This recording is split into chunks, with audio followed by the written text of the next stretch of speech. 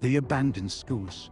It was a warm summer evening when a group of 5 teenagers bored with their small-town lives decided to explore the abandoned schools on the outskirts of town. They had heard rumors of strange occurrences happening there, and they were eager to see for themselves what was inside. As they approached the decrepit building, they noticed the peeling paint and broken windows. The front door was partially ajar, and the teens hesitated before entering, but their curiosity got the better of them, and they made their way inside. The air was musty, and the floors creaked beneath their feet. Dust covered everything, and cobwebs hung from the ceilings. The teens wandered through the dark halls, their flashlights illuminating the way. Suddenly, they heard a loud thud, and one of them screamed. They rushed to the source of the noise, only to find a pile of debris that had fallen from the ceiling. They laughed nervously, relieved that it was nothing sinister. But as they continued exploring, they began to feel like they were being watched. They heard strange noises coming from the walls, and shadows seemed to move on their own. As they entered one of the classrooms, they found a desk overturned, papers strewn across the floor. Suddenly they heard a voice whispering, and they froze. The whispering grew louder, and they realized it was coming from the walls. They followed the sound to a small closet, and when they opened the door, they were shocked to find a hidden room inside. They found a journal that detailed the history of the schoolhouse. The journal revealed that the building had once been a psychiatric hospital, and that the patients had been subjected to horrific experiments. The journal's author, a former nurse at the hospital, had witnessed unspeakable acts of cruelty and torture. The teens were horrified by what they read, and they felt like they were being watched even more intensely than before. Suddenly, they heard footsteps coming from the hallway outside the hidden room. They huddled together, terrified of what might be coming for them. But it was only the wind rattling the windows, and they breathed a sigh of relief. They knew they had to leave before it was too late, but they couldn't shake the feeling that they were being followed. As they made their way back through the dark halls, they heard a blood-curdled scream coming from somewhere deep inside the building. They ran as fast as they could, their hearts pounding in their chests.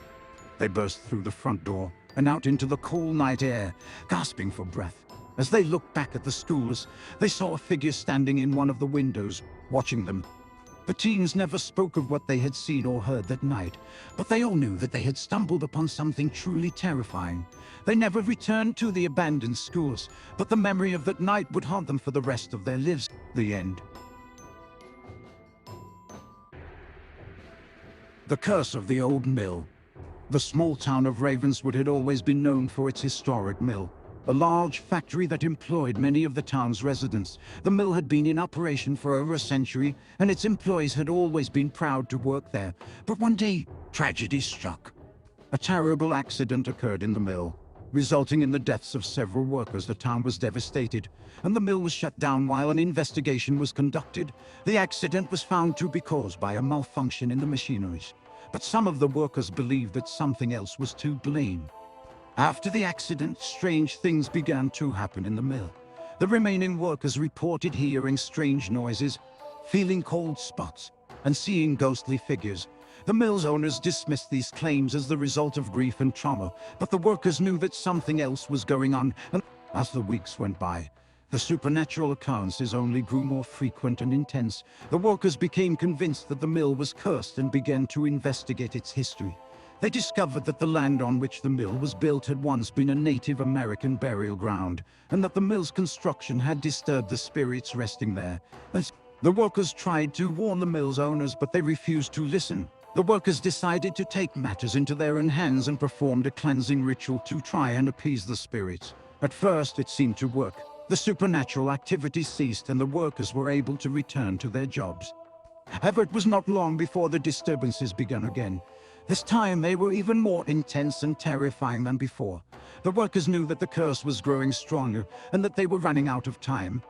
One night, as a group of workers were leaving the mill, they heard a loud noise coming from inside. They cautiously approached the building and saw a figure in the window beckoning to them. The workers recognized the figure as one of their deceased colleagues. As they entered the mill, they realized that they were surrounded by ghosts. The spirits of the Native Americans whose land had been desecrated, as well as the workers who had died in the accident, were all present.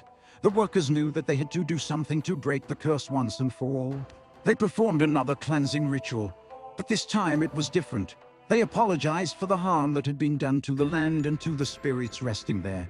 They promised to honor the land and the spirits and to never forget what had happened. As they finished the ritual, the ghost began to fade away. The mill was quiet, and the workers felt a sense of peace. They knew that the curse had been lifted and that the mill would once again be a place of pride and productivity. From that day forward, the workers at the mill never forgot the lessons they had learned. They knew that the land on which they worked was sacred, and that they had a responsibility to honor it. And they knew that the spirits resting there would always be watching, ready to make their presence known if they were ever disrespected again. The end. The Devil's Playground. It was a warm summer evening, and a group of 5 teenagers decided to break into the old abandoned amusement park on the outskirts of town. They had heard rumors about the park being haunted and wanted to experience it for themselves. The group consisted of 3 boys and 2 girls, all here for a night of adventures. As they entered the park, they were struck by the eerie silence that surrounded them. The park had been closed for years, and it was clear that no one had been there in a long time. The group made their way to the roller coaster, which was covered in cobwebs and rust. "Let's ride the coaster," exclaimed one of the boys, and the group eagerly climbed aboard. But as the coaster started to move, they realized that it wasn't operating on its own. They were being propelled forward by an unseen force, and the ride was faster and more intense than they had anticipated. When they finally came to a stop, the group stumbled off the coaster, shaken and disoriented. As they tried to regroup, they heard a sinister laughter coming from the funhouse. They cautiously made their way inside, but as they progressed through the maze-like structure, they realized that it was not a place for fun. The mirrors distorted their reflections, and strange creatures seemed to be lurking around every corner. As they exited the funhouse, they found themselves in front of the Ferris wheel. It was moving on its own, creaking and groaning as it turned. The group decided to take a ride, hoping that it would be less terrifying than the roller coaster or the funhouse. But as they reached the top of the wheel, they saw something that made their blood run cold. A figure clad in black was standing at the edge of the park, watching them. They couldn't make out its face, but they knew that it was not human. As the figure approached, the group realized that they were in grave danger. They tried to run, but the park seemed to have a life of its own, with rides moving and shifting in impossible ways. They stumbled upon a trapdoor that led to it. Finally, they emerged into a small clearing, where they saw the figure waiting for them. It was then that they realized that the park was not just haunted, it was a gateway to hell itself. The teenagers fought for their lives, but the figure was too powerful. As they were dragged into the fiery pits of hell, they realized that they had made a fatal mistake in entering the Devil's Playground. The end. The Ghost in the Cemetery. The small town of Brookfield had always been known for its peaceful atmosphere and picturesque charm, but in recent weeks, a strange occurrence had started to take hold of the community. Visitors to the local cemetery had reported seeing a ghostly figure wandering among the graves. At first, the sightings were dismissed as nothing more than tricks of the light or overactive imaginations, but as the reports became more frequent and detailed, it became clear that something eerie was going on. One evening, a group of teenagers decided to investigate the rumors for themselves. They entered the cemetery armed with flashlights and smartphones, hoping to capture evidence of the ghostly presence. As they walked among the headstones, they suddenly heard a rustling in the bushes nearby. They froze, their flashlights trained on the spot. A shadowy figure emerged from the undergrowth, causing the teenagers to gasp in shock. The figure was unmistakably human, but something about its appearance was off. Its skin was translucent, and its eyes glowed with an eerie light. The teenagers stumbled backward, their fear mounting with each passing moment. The figure didn't seem to notice them. It continued its aimless wandering among the graves, almost as if it were lost in thought. The teenagers quickly retreated from the cemetery, determined to uncover the truth behind the ghostly sightings. They consulted local historians and delved into the town's archives, hoping to find some clues to the identity of the apparition. As they dug deeper, they uncovered a dark and tragic history. It turned out that the cemetery had been the site of a mass grave, where victims of a devastating epidemic had been buried en masse. The ghostly figure, it seemed, was the restless spirit of one of those unfortunate souls. With this knowledge in hand, the teenagers returned to the cemetery once more. This time, they approached the ghostly figure, hoping to put its spirit to rest. They spoke softly to the apparition, recounting the history of the epidemic and offering their sympathies. Slowly but surely, the figure began to fade away, until it was nothing more than a faint mist. The teenagers left the cemetery that night with a newfound respect for the power of the supernatural. They knew that the ghostly presence they had encountered was a reminder of the tragedies of the past, and a warning to never forget the lessons that history had to teach. The end. The Ghostly Hitchhiker. Mark had always been a cautious driver, especially on the winding roads that cut through the forest on his way home. He'd heard the stories of hitchhikers appearing out of nowhere, and he knew better than to pick up a stranger. But on this dark and stormy night, something made him stop the car. The figure on the side of the road was a young woman, soaking wet from the rain. Shivering in the cold, Mark hesitated for a moment, but his heart went out to her. He pulled over and opened the door. "Thank you so much," the woman said, climbing into the passenger seat. "I've been walking for hours and I'm freezing." Mark could feel her eyes on him, but when he turned to look at her, there was something strange about her. Her eyes seemed to glow in the darkness, and her skin was almost translucent. He shrugged it off as a trick of the light and started driving. "Where can I take you?" Mark asked. "Just keep driving," the woman said. "I'll tell you when to stop." Mark frowned but didn't argue. He drove on, the rain pounding on the windshield, the wind howling around them. The woman remained silent, staring out into the night. As they passed through the forest, Mark began to feel uneasy.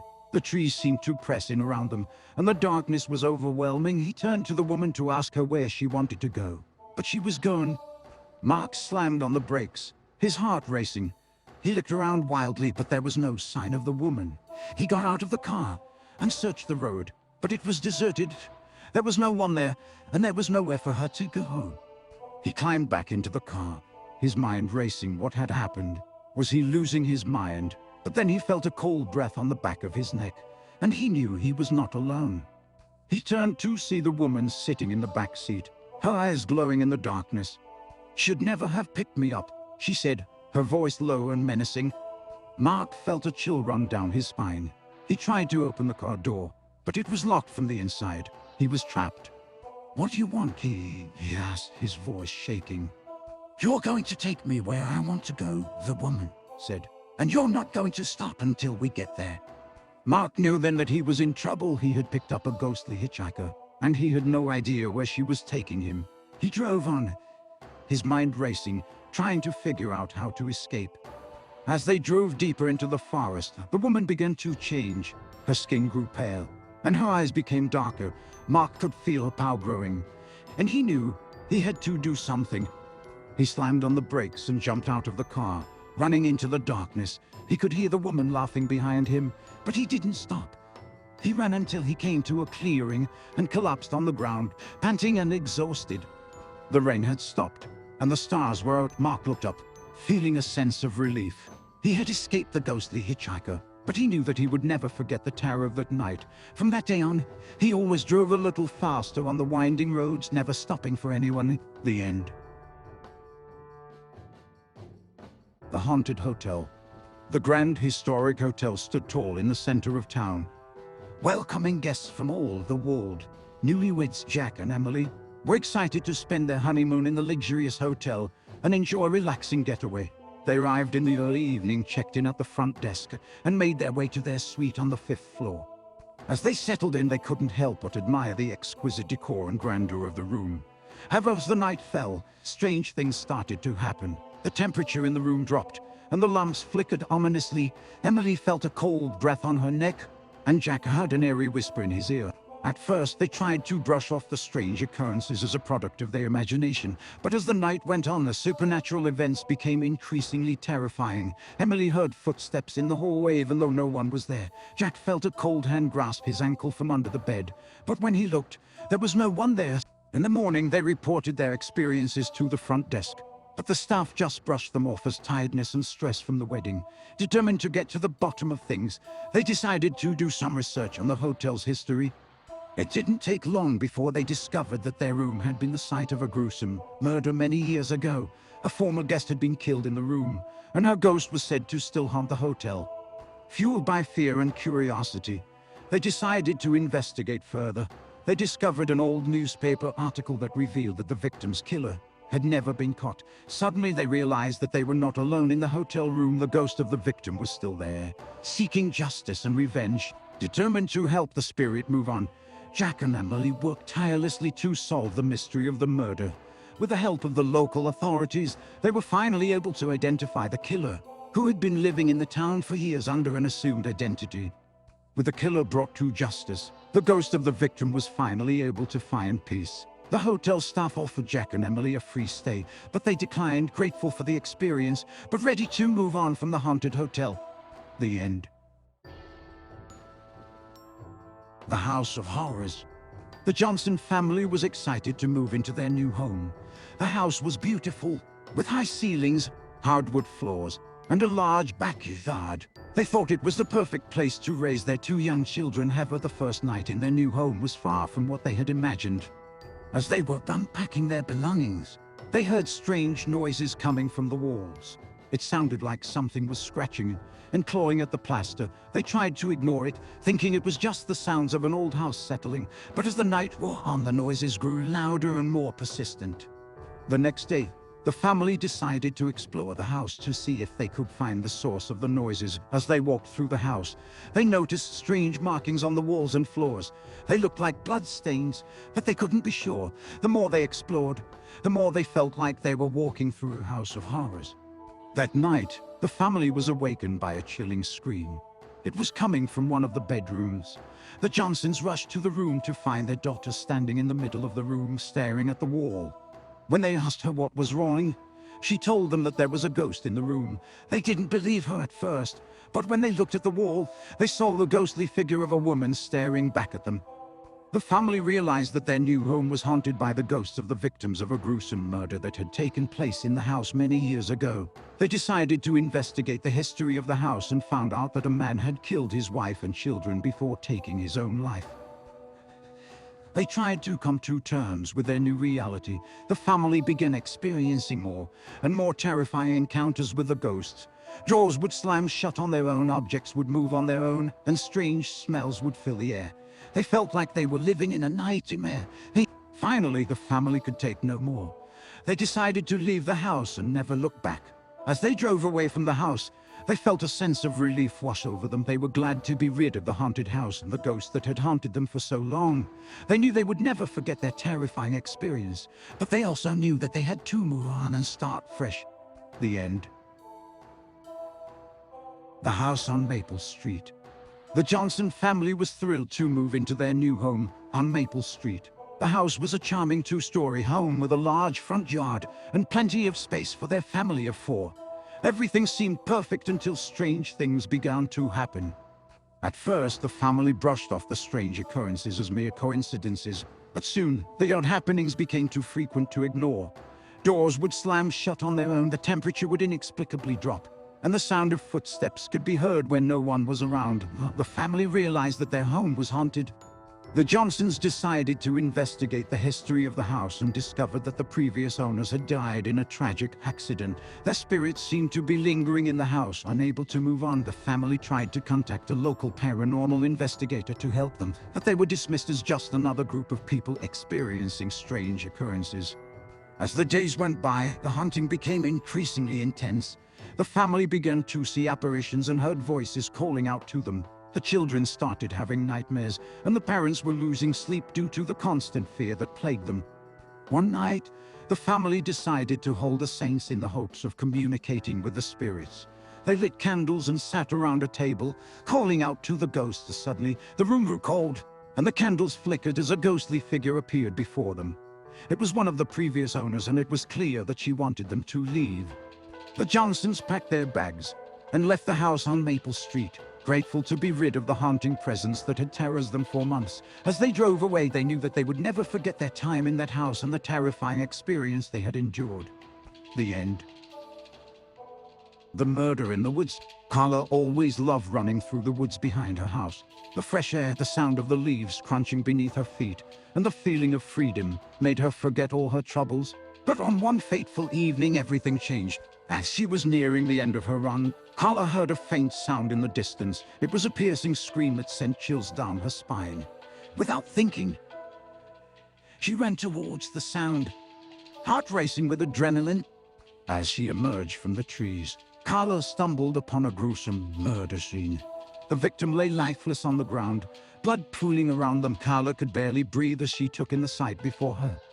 After the initial shock wore off, Carla knew she had to call the police. But as she fumbled for her phone, she heard footsteps coming towards her from the woods. She froze in fear, not knowing what to do. The footsteps grew louder and closer until a man appeared. Panting and out of breath, it was the murderer.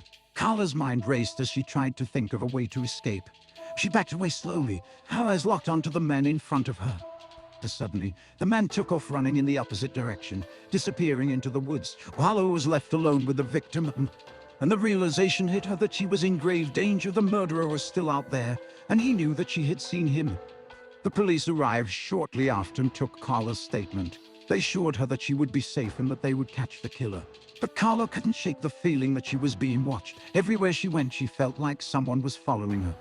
The days turned into weeks, and Carla struggled to get back to her normal routine. She was constantly looking over her shoulder, jumping at every sound. She knew that the killer was still out there, and he could strike at any moment. One evening, Carla received a threatening letter in her mailbox. It was from the killer, and he knew where she lived. Carla immediately called the police, but they couldn't trace the letter back to anyone. Carla was terrified, but she knew she couldn't give up. She couldn't let the killer win. She started taking self-defense classes, and she even purchased a gun for protection. Finally, after months of waiting, the police caught the killer. Carla was relieved and grateful, but she knew that the trauma of that night would stay with her forever. The murderer was brought to justice, but the memories and fear lingered on. From that day on, Carla never ran in the woods again. She knew that the safety and security of her own home were all that mattered, and she always made sure to keep her doors and windows locked, knowing that danger could be lurking in the shadows. The end. The Phantom Train. The small town of Millfield had always been quiet, but it became even quieter after the train tracks that ran through town were shut down. No longer did the sound of the train whistle echo through the streets, and the tracks became overgrown with weeds. However, one day the town's residents began to hear a strange noise. It sounded like a train, but it couldn't be. The tracks were abandoned, and no trains had passed through for years. But the sound continued, and it grew louder every night until it was impossible to ignore. People began to talk about the Phantom Train, and some even claimed to have seen it passing through town in the middle of the night. They said it was an old steam engine, black and rusty, with no lights and no one at the controls.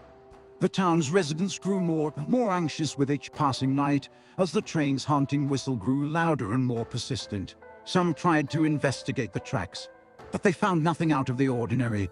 One night, a group of teenagers decided to explore the tracks and see if they could find any clues about the Phantom Train. As they walked along the abandoned tracks, they heard the train's whistle growing louder and more insistent. Suddenly, the train appeared out of nowhere, hurtling towards them at breakneck speed. The teenagers scrambled off the tracks just in time as the train roared past them. Shaken, the teenagers returned to town and told everyone what had happened.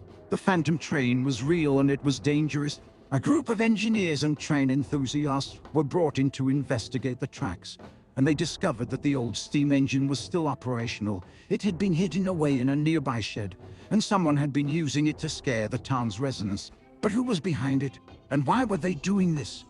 The investigators eventually uncovered the identity of the culprit, an old man who had worked on the railroad for years. He had grown bitter after being laid off and decided to take revenge on the town that had turned its back on him. The man was arrested, and the Phantom Train was silenced forever, but the town's residents could never forget the fear that had gripped them during those long, dark nights when the train's whistle echoed through the streets. The end.